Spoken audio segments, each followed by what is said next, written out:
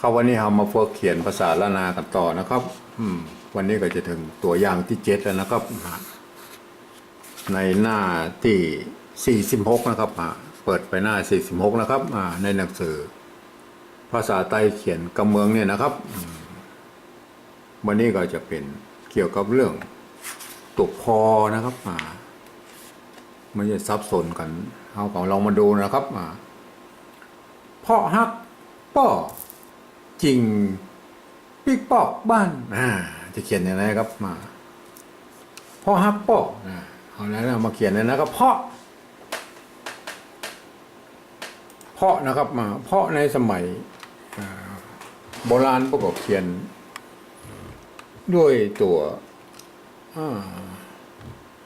วนี้แหละครับตัวพระนี่แหละครับเพาะนะครับอันนี้ก็เพาะแล้วนะครับเพาะหรือจะใช้ตัวปะละหงนะครับปะละหงปะนะครับละหงนะครับตัวปะละหงแปลงเป็นละหงอย่างนี้นะครับอย่างนี้ก็เป็นออกเสียงพอเท่ากันนะครับตัวนี้นะครับใส่ไม้เกาะไว้นะครับไม้เกาะก็คือมีไม้โกอยู่น้ำหน้าเนี่ยนะครับไม้เกาะนะครับเพาะนะครับตัวใดก็ได้นะครับเลือกเอานะครับตัวเพาะตัวพระนี่โบราณพวกก็เขียนนี่ก็มีนะครับมีถึง2อย่างนะครับจะเอาแบบไหนก็ได้นะฮะเอาตัวหลังแล้วกันนะครับเอาทั้ง2ตัวก็แล้วกันเปรียบเทียบกันนะครับเอาทั้ง2ตัวเลยนะครับพ่อฮักป้อนะครับพ่อฮักนะครับฮักนี่ก็ฮอเสียงฮอนะครับฮักเสียงตีนะครับฮักนะครับในสมัยโบราณเพิ่นใช้ตัวละนี่เขียนแทนนะครับอย่างนี้นะครับฮักนะครับเห็นไหมเสียงตีก็ใช้ตัวละนะครับฮักนะครับมีคนถามว่าจะเขียนเอาตัวฮักเขียนได้ก็มันก็บอกเป็นยังใครเขาเขียนก็เขียนนะครับฮักอย่างนี้นะเห็นไหมมันเขียนแล้วมันตัวกะมันเป็นมุดอยู่ในห่างตัวฮักพูดมันลุ่มอยู่พวกนั้นมันเป็นตัวอย่างโมโหแล้วก็มาอย่างนี้นะป้นบอกคือมันเขียนนะครับทีนี้เขาก็ไม่ต้องไปเขียนแล้วก็เอาตัวห้านะว่าเขียนตัวกรรมเป็นกรรมต่างประเทศกรรมอย่างพวกนะครับสมมติว่าอย่างนี้นะที่มันลงไปมุดอย่างนี้ใช่ไหมตัวง่าหังเนี่ยมันพอยากแล้วครับเพราะนั้นเขาก็ไม่ต้องเขียนนะครับเปิ้ลมือเขียนคนเท่าคนมือเขียนก็ไม่ต้องเขียนนะครับมันยุ่งห่างมันนะครับฮักนะครับฮักตัวละเขียนนะครับพ่อฮักป้อโดยในตารางนะครับปอปอป้อปอปอป้อเสียงโทนะครับเสียงโทใช้ตัวปะนะครับมาเห็นไหมป้อนะครับปะเอามาเราไปเทียบแล้วนะครับเอานับเสียงเอาเลยนะเดี๋ยวนี้ป้อนะครับจริงหรือจิ๋งจะเอาจริงหรือจิ๋งนะครับอันนี้ได้ถึง2อย่างมันต้องถ้าจริงกับเสียงเอกนะครับจิ๋งกับเสียงจัตวานะครับจิ๋งกับเสียงจัตวานะครับเห็นไหมถ้าจะเอาจริงก็มันต้องใช้ตัวจ้าอยู่ดีนะครับเห็นไหมเสียงจริงนี่เสียงเอกนะครับเสียงจัตวาต้องใช้ตัวจ้าอย่างเดียวนะครับจะจริงหรือจริงก็สุดแล้วแต่นะครับจริงนะครับเห็นไหมจะเอาจริงหรือจริงก็ใช้ตัวจ้าเหมือนกันนะครับจริงจริงเอาจริงเสียงเอกกันแล้วกันนะจริงปิ๊กปอกปิ๊กปอกนะครับปิ๊กเสียงตีนะครับปิ๊กเสียงตีตายนะครับตีตายใช้ตัวป้านะครับปิ๊กนะครับปิ๊กปิ๊กเสียงตีตายนะครับใช้ตัวป้านะครับเห็นไหมเอามันเอาไปเทียบละเอาหัวเสียงตีตายใช้ตัวป้าเลยนะครับปิ๊กปอกปอก เสียงโทเหมือนกันปอกเสียงโทปอกปอกปอกก้าปอกก้าเอาเทียบหมดแล้วนะครับเสียงโทนะครับปอกปอกก็ต้องใช้ตัวป้าอยู่ดีนะครับปอกปอกเห็นไหมปีกปอกปีกปอกปีกปอกบ้านบ้านเสียงโทพิเศษนะครับมีตัวบะมีตัวเดียวนะครับเพราะว่าเป็นอักษรกลางนะครับก็จะเป็นเสียงตีเสียงจัตวาเสียงอะไรอย่างเงี้ยจะต้องใช้ตัวบะเนี่ยมันมีตัวเดียวนะครับบ้านนะครับ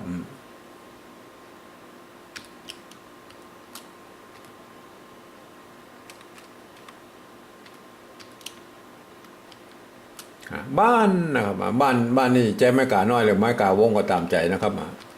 ถ้าจะให้งามก็ไม้กาวงนะครับอย่างนี้นะครับ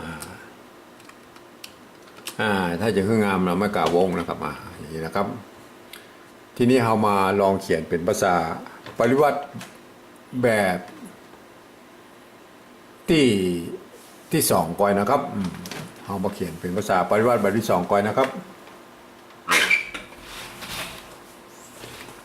ครับก็คือการที่เอาอักษรไทยนะครับมาปรับเทียบนะครับมาปรับเทียบให้เป็นอักษรล้านนาเนี่ยนะครับแล้วก็ประกอบกรรมขึ้นมากับแบบภาษาไทยนะครับผสมผสานกันไปนะครับแบบภาษาไทยล้านนามันผสมเพราะว่าบางครั้งสระมันเหมือนกันนะครับมันจะต้องมีการบูรณะศัพท์นะครับบางครั้งปี28นี่เพิ่งก็จะบูรณะศัพท์ที่มันสวยงามอย่างเพื่อนก็ข้างเคียงเพื่อนก็อนุญาตนะครับเพราะนั้นการปฏิวัติแบบที่สองนี่ก็คงออกมาก็คงเหมือนกันนะครับ10 คนนี่อาจจะเหมือนกันสัก6-7 คนนะครับอีก3 คนมันก็คงอย่าแปลงออกไปนะครับก็แล้วแต่นะครับเพาะนะครับเพาะเห็นไหมอันนี้ไม่เพาะสระมันเหมือนกันนะในภาษาละนานะครับแต่เอาสระในภาษาไทยเป็นหลักนะครับเพาะนะครับเพาะไม่เกาะสระอ้อนะครับตัวผ้านะครับก็คือเอาตัวพอสำเพานะครับยืมมานะครับเพาะนะครับเพาะนะครับเห็นไหมอันนี้ก็อ่านเพาะนะครับ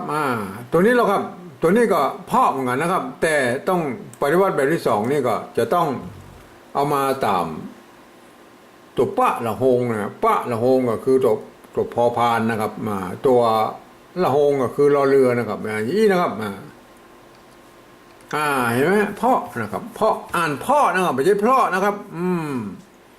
ตัวปะละหงนี่ต้องอ่านเป็นตัวนี้นะครับตัวพอพานนี่นะครับ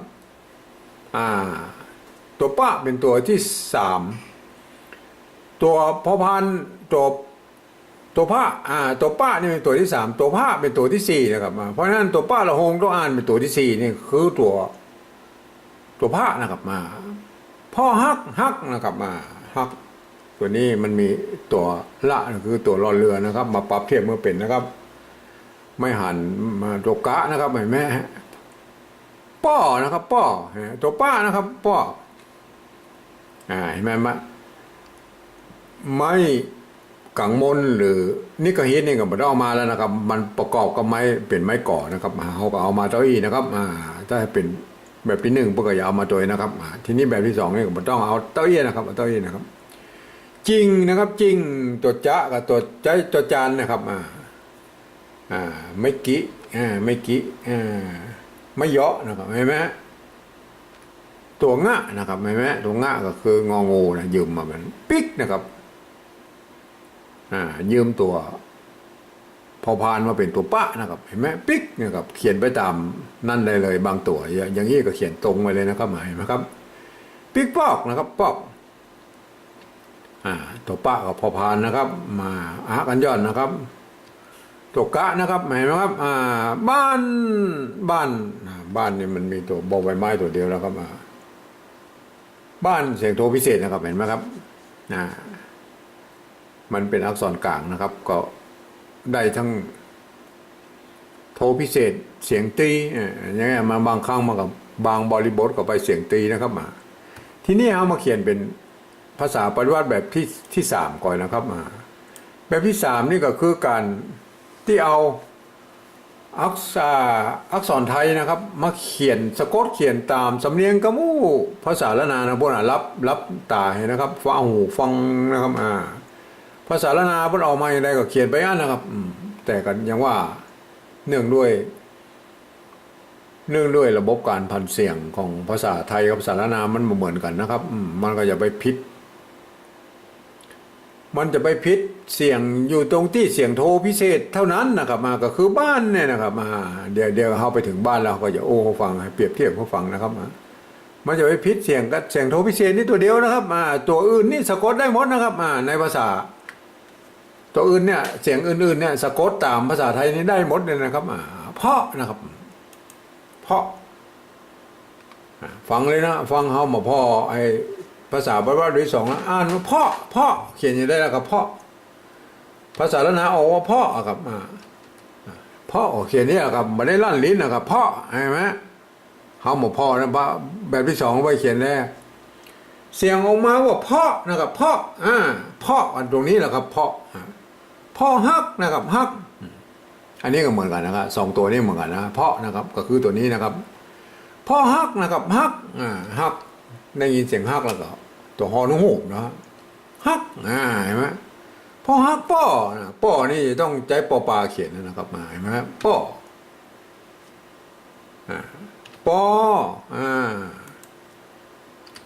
ใส่ไม่เอกครับปอเห็นไหมปอนะครับเสียงเอกนะครับ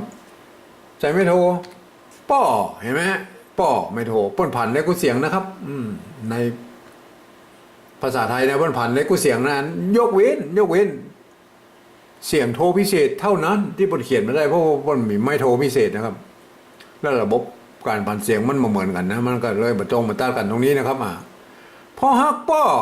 จริงนี่มันเหมือนกันนะเสียงเอกนี่มันมีปัญหาจริง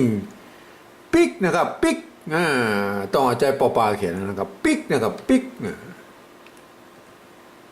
อันนี้ปิ๊กก่อนอันนี้ปิ๊กเสียงเอกเห็นไหมปิ๊กเนี่ยแหละครับปิ๊กก็ใส่ไม่ตีครับเพื่อนนะมันปิ๊กเห็นไหมครับตัวปอปลานี่เป็นอักษรกลางในภาษาไทยนะครับกจดตบปอนะครับผันได้กูเสียงนะปิ๊กใส่ไม่ตีเพราะว่าเนี่ยปิ๊กเลยอันนี้ก็ปิ๊กแล้วนะครับปิ๊กปอกอันนี้มันปอกเห็นไหมปอกเสียงโทนะครับเสียงโทใจไม่โทปอกนะครับปิ๊กปอกเห็นไหมครับปิ๊กปอกบ้านเนี่ยเสียงโทพิเศษเห็นไหมครับบ้านเสียงโทพิเศษบ้านเสียงโทพิเศษเห็นไหมครับอันนี้คนไทยบ้านอ่านว่าไงบ้านนะครับบ้านเสียงโทปกตินะครับเห็นไหมมันพีกันตรงนี้น้อยเดียวได้นะครับในภาษาไทยกับภาษาละนาน่ะมันเปิ้นเขียนภาษาไทยจะเขียนเสียงโทพิเศษนี่มาได้เท่านั้นนะครับเพราะว่าระบบการบันเสียงมันเหมือนกันนะครับตัวบอใบไม้โดนไม่โทไปนี่บ้านนะครับบ้านเสียงโทปกตินะครับเต้ากับปอกนี่กับปอกบ้านเห็นไหมป้อบ้านเห็นไหมเต้านะครับเสียงโทปกตินะครับเสียงโทปกติปอกบ้านเห็นไหมป้อบ้านเห็นไหมเต้ากันแต่เพียงแต่ว่าเสียงโทเหล่านี้มันเป็นเสียงโทตายเท่านั้นเองว่ามันสั้นหน่อยอันนะบ้านในภาษาละนาเปิ้นอ่านว่าบ้านนะครับเสียงโทพิเศษเปิ้นขึ้นไปทำเกิ้งเสียงนะครับเปิ้นขึ้นไปเกิ้งเสียงถ้าเทียบเป็นเสียงดนตรีแล้วนะครับในภาษาปฏิวัติแบบที่สองนี่รอนะครับตัวบะนี่เป็นอักษรกลางนะครับอันนี้ยืมมาเป็นตัวบะแล้วนะครับยืมภาษาไทยมาเป็นตัวบะนะครับโดนไม้ขอจ้างไว้อันนี้ไม้ขอจ้างนะครับบ้านอ่านแบบภาษาละนานะครับบ้านอันรูปนี่เขียนแบบไทยนะครับก็ต้องอ่านแบบภาษาไทยนะครับก็คือบ้านนะครับบ้านโทเห็นไหมมันมาได้นะครับถ้าไปเขียนแล้วเราจะฮื้อเปิ้นอ่านระบบไหนนะครับบอกระบบผสมผสานนี่เหรอมันก็เปิ้นจะไปฮู้ได้เลยนะครับเปิ้นก็ไม่ได้เรียนภาษาละนามาคนทั่วไปนะครับดังนั้นผมถึงเอาดัดแปลงนะครับโดยการเอาจุดประดับไว้อย่างนี้นะครับฮื้อระวังไว้ว่ากรรมนี้กรรมที่มีไม่โทนี่นะครับมาประกอบด้วยจุดอย่างนี้ต้องออกเสียงโทพิเศษนะครับผมจะมีคอมเมนต์อยู่ท้ายบทนะครับว่า กรรมอย่างอี้จะต้องออกเสียงโทพิเศษบ้านนะครับแม่เสร็จแล้วก็เป็นฝรั่งมังค่าเป็นคนไทยหรือคนที่ไหนมาในโลกนี้นะครับจะเป็นคนเมืองที่บอกเคยเรียนภาษาละนามาเนี่ยอ่านแบบฉบับภาษาละนาแบบปริวัติแบบที่3ที่ผมเขียนเนี่ยนะครับอ่านออกเสียงโทพิเศษนะครับจุดประกอบไม่โทเนี่ยแล้วท่านจะได้สำเนียงละนาไปในตัวเลยนะครับลองมาอ่านนะครับเพราะฮักป้อจริงปิกป้อบ้านเห็นไหมครับบรรพกเนี่ยเขาจะต่อทำเป็นตัวอย่างที่8นะครับ